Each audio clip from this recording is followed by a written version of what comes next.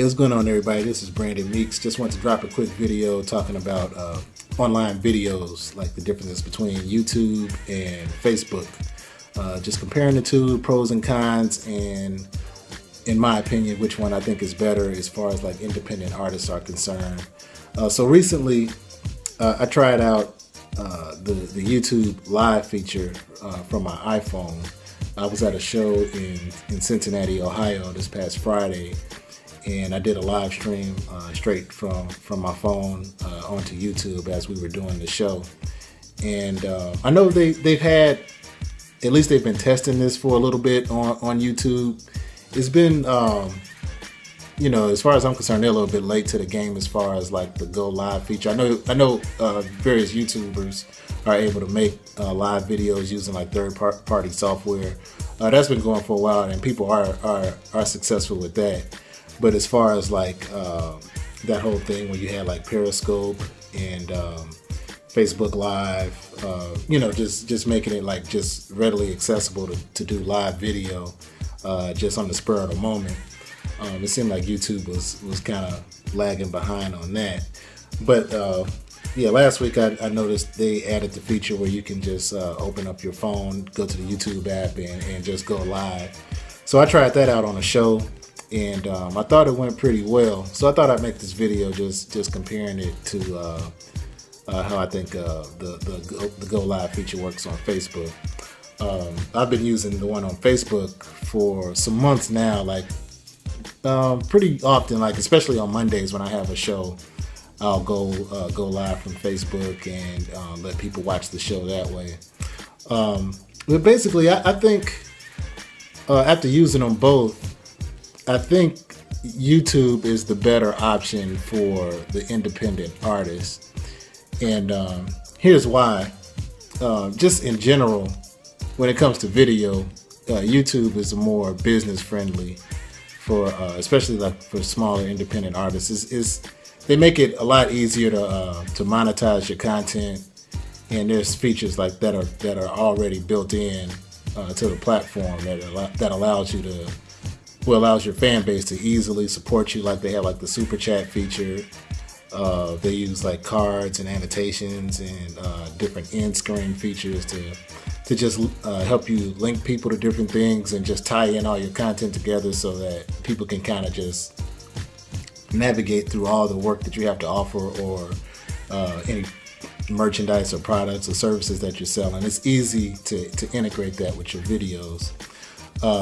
The second thing that I think makes it better is that on YouTube, you actually have to work for your views. Facebook, they tend to just reward you for doing little to nothing.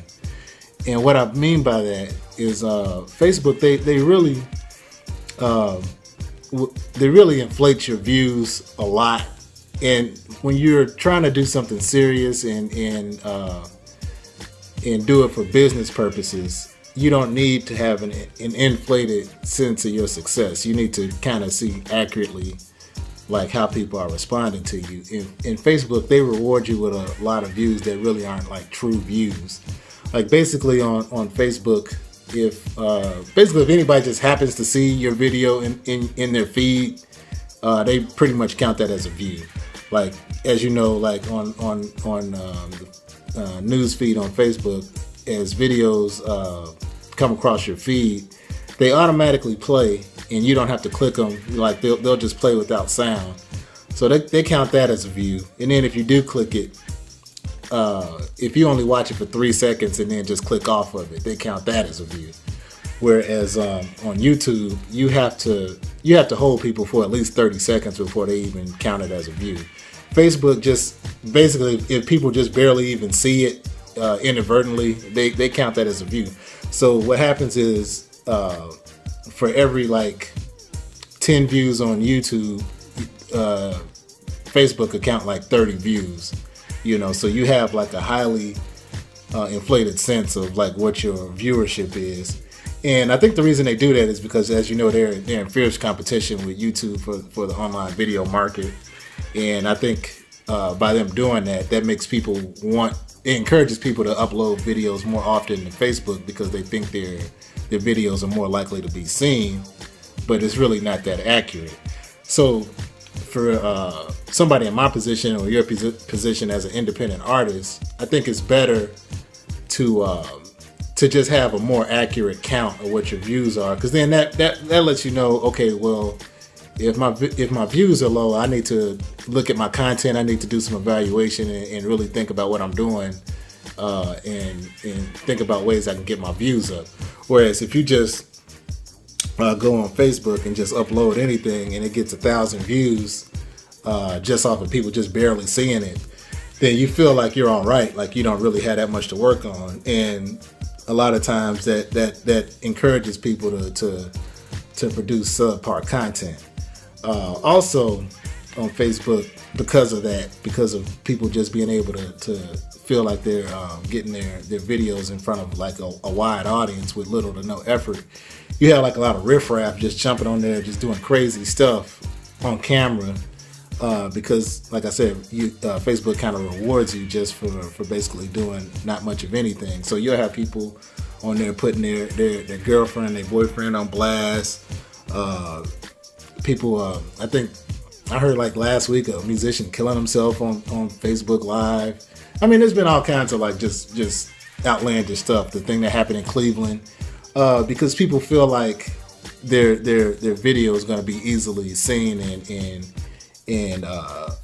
consumed by a broad spectrum of people just off the strength of them just putting it up there.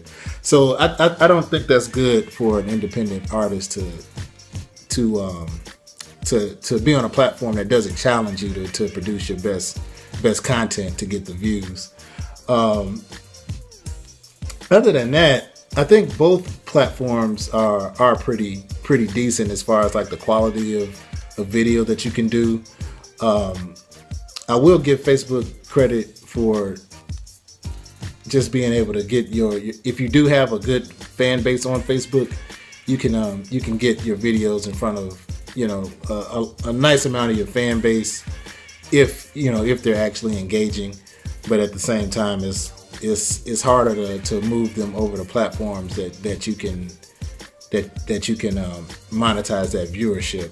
So for me, it makes a lot more sense to build up a following by doing videos on YouTube Live and allowing people to find me over there. And then that way, as I'm growing my music business, that's something that I can add and people can really be engaged and donate if I have things that I want to sell from there. It's a lot easier to integrate all that stuff.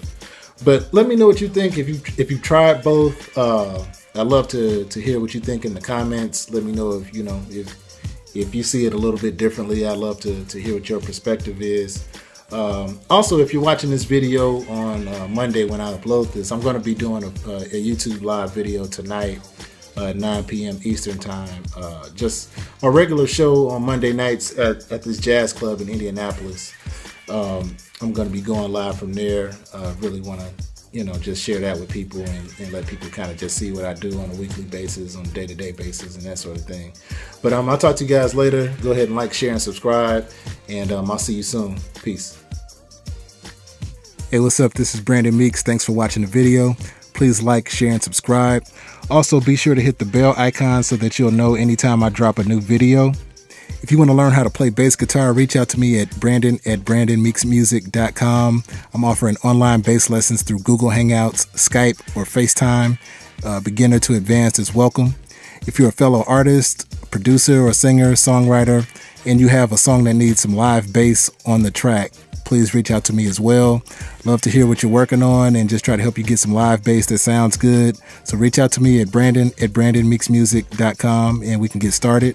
If you want to support my channel and just help me keep growing, reach out to me on Patreon and become a patron. I have some really good exclusives that I know you'll enjoy, so please reach out to me and we can get going with that. But that's it for now. I'll talk to you guys soon. Peace.